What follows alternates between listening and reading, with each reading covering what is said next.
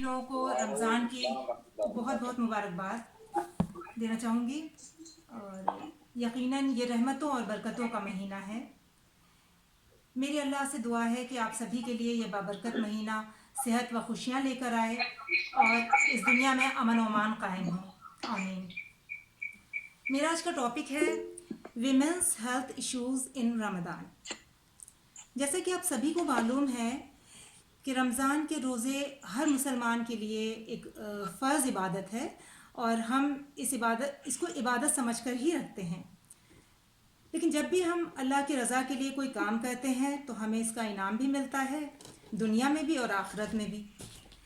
दुनियावी फ़ायदे की बात करें तो रमज़ान में मुसलसल एक महीना रोज़ा रखने के बेशुमार तिब्बी फ़वाइद हैं, जिनमें से चंद का ज़िक्र मैं करना चाहूँगी। रोज़ों का बहुत ही पॉजिटिव मेटाबॉलिक इम्पैक्ट होता है और ये जहाँ स्ट्रेस और एंजाइटी लेवल को कम करने में मुआवन है, वहीं डिमेंशिया के रिस्क को भी कम करता है और ये हमारे इम्यून सिस्टम के लिए भी बेनिफिशियल है। और फास्टिंग हमारे जिस्म में ऑटोफेजी को एक्टिवेट करता है, जिससे हमारी बॉडी के डेंजरस और डैमेज्ड पार्टिकल्स की सफाई हो जाती है। इसकी वजह से एजिंग प्रोसेस डिले होता है और साथ ही सेल रिन्यूअल पर भी इसका मस्बत असर होता है। अब हम बात करते हैं औरतों की कुछ specific conditions like pregnancy and lactation की। ये सवाल बहुत ही कॉमन है कि इन कंडीशंस में क्या वो रोज़ा रख सकती हैं और रोज़े का कोई नुकसान तो उनको नहीं होगा। तो सबसे पहले ये बात जहन में रखिए कि रोज़ा प्रेगनेंसी के लिए नुकसानदेह नहीं है, मगर इसमें बहुत सारी कंडीशंस हैं। हमें ये देखना होगा कि ये हाई रिस्क प्रेगनेंसी है या लो रिस्क प्रेगनेंसी है। एबॉर्शंस या मिसकैरेजेस की हिस्ट्री तो नहीं मिलती। बहुत ज़्यादा वोमिटिंग की प्रॉब्लम तो नहीं है, जैसा कि अक्सर फर्स्ट ट्राइमेस्टर में देखने को मिलता है।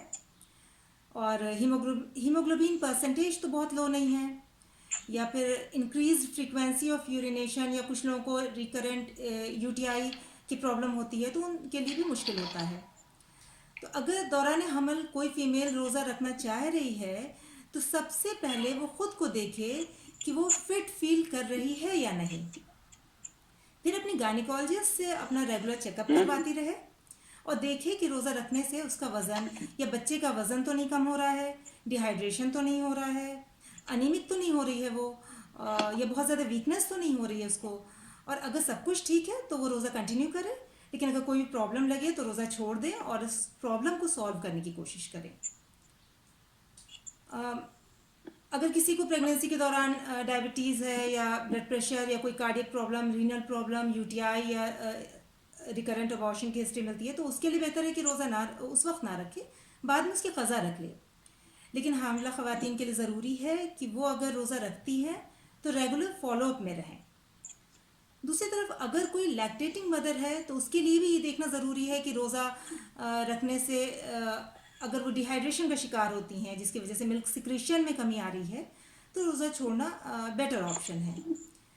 मेरी एडवाइस है कि जिनके बच्चे 6 मंथ्स के अंदर अंदर के हैं और एक्सक्लूसिव ब्रेस्ट फीड पर हैं, उन मदर्स के लिए बेटर है कि वो रोज़ा ना रखें, या अगर प्रॉपर डाइट चार्ट फॉलो कर रही हैं तो भी छोड़ छोड़ कर रोज़ा रखें, लगातार ना रखें।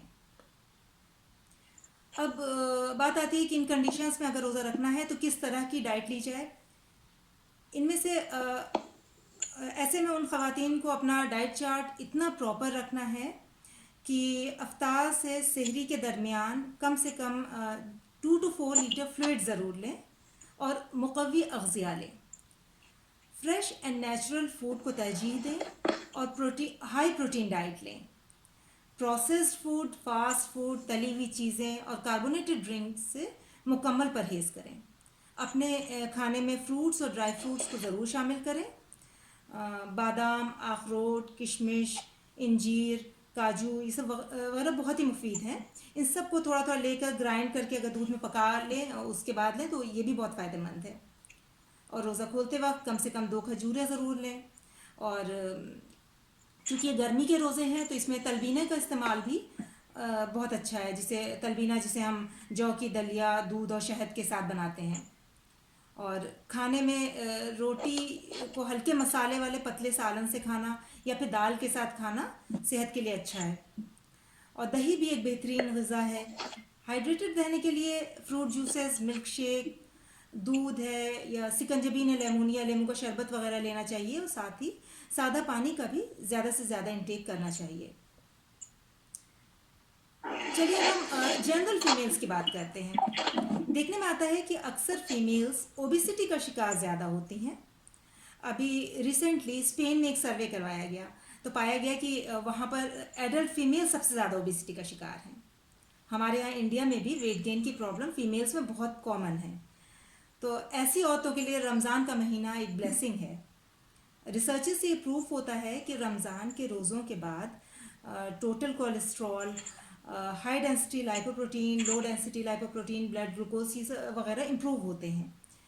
और रमज़ान के बाद बीएमआई लेवल डाउन होता है और साथ ही ओबिसिटी में ज़रूर कमी वाक़ई होती है, लेकिन उसके लिए हमें तली हुई ग़िज़ाओं से परहेज़ करना होगा और सादा किस्म की ग़िज़ाओं को अपनी डाइट में शामिल करना होगा। तभी हम रोज़ों के बेहतरीन नताइज को हासिल कर सकते हैं। बट हमारे यहाँ प्रॉब्लम ये है कि रोज़ा तो चलो सादगी से रख भी लिया, लेकिन ईद को 1 महीने तक मनाते रहे और जितनी बदपरहेज़ी कर सकते हैं करते रहे। इससे ये होता है कि हम 2 से 3 महीने के अंदर अंदर फिर से अपनी असली हालत में वापस आ जाते हैं। किसी ने सही कहा है कि इसीलिए बार बार कहता हूँ कम खा और गम खा, खाने के लिए मत जी, जीने के लिए खा। अच्छा, इसी में एक बात मैं और जोड़ना चाहूँगी कि चूँकि हम कोविड के दौर में जी रहे हैं तो ऑब्वियसली उस पर भी स्टडीज़ की गई कि क्या रोज़ा रखने से कोविड के चांसेस बढ़ जाते हैं। तो ऐसा बिल्कुल नहीं है। कोविड-19 के स्टार्टिंग में कुछ ऐसे मैसेजेस सोशल मीडिया पर सर्कुलेट हुए थे कि ज़्यादा फ्लूइड इंटेक से कोविड-19 से बचा जा सकता है, लेकिन इस क्लेम के सपोर्ट में कोई एविडेंस नहीं मिलता। हाँ, अगर कोई पहले से ही किसी सीवियर क्रोनिक इलनेस में मुब्तला है तो कोविड के चांसेस बढ़ते हैं, लेकिन ऐसे में तो खुद कुरान में ही रोज़ा ना रखने को कहा गया है इस तरह की अगर किसी को कंडीशन होती है तो। आखिर में मैं अपनी फ़ीमेल फ्रेंड्स को ये मैसेज देना चाहूँगी कि अच्छे से रोज़ा रखिए, खूब इबादतें कीजिए, लेकिन साथ में अपनी सेहत का भरपूर ख्याल रखिए। अनीमिया इंडियन फीमेल्स में बहुत कॉमन है, तो आप लोग खजूर शेक पीजिए, ड्राई फ्रूट्स का हरीरा बनाकर ज़रूर लें। देखिएगा इंशाल्लाह रमज़ान के एंड तक आप ख़ुद को बहुत बेहतर महसूस करेंगी इंशाल्लाह। Now, respected chair, with your permission, I would like to say a few words to my audience. आप लोग मेरा मानना है कि यहाँ पर ज़्यादातर लोग यूनानी फ्रेटर्निटी के ही हैं। तो आप लोग चाहे जिस भी मुकाम पर हैं, चाहे स्टूडेंट्स हों या वर्किंग प्रोफेशनल्स हों या इवन हाउसवाइफ्स भी हैं, आप अपने लेवल पर यूनानी को प्रमोट करने का काम करें। Do your best and have full command on your subject and don't leave any stone unturned. ख़ुद को मोटिवेट करने के लिए बेस्ट है कि आप अपने माजी को जानिए और अपने हाल को बेहतर बनाने की कोशिश कीजिए। यही आपके मुस्तकबिल को डिफ़ाइन करेगा। Trust me, you are the hope for the future of Unani. बहुत सारे लोग अलग अलग प्लेटफॉर्म्स पर माशाल्लाह अच्छा काम कर रहे हैं, लेकिन हमें बहुत ज़्यादा नंबर्स की ज़रूरत है ताकि एक बार फिर हम उसी तरह दुनिया पर छा जाएं जैसे कि हमने सदियों तक इस फील्ड में दुनिया पर राज किया और अपनी एक अलग पहचान बनाई। आखिर में मैं एक शेर के साथ अपनी बात ख़त्म करती हूँ। जलाल आतिशे बरक़ो सहाब पैदा कर, जलाल आतिशे बरक़ो सहाब पैदा कर, अजल भी काँप उठे वो शबाब पैदा कर। तो इनकलाब की आमद का इंतज़ार न कर, जो हो सके तो खुद ही इनकलाब पैदा कर। बहुत बहुत शुक्रिया। व आखिर दावाना अनिल हम्दुलिल्लाहि रब्बिल आलमीन।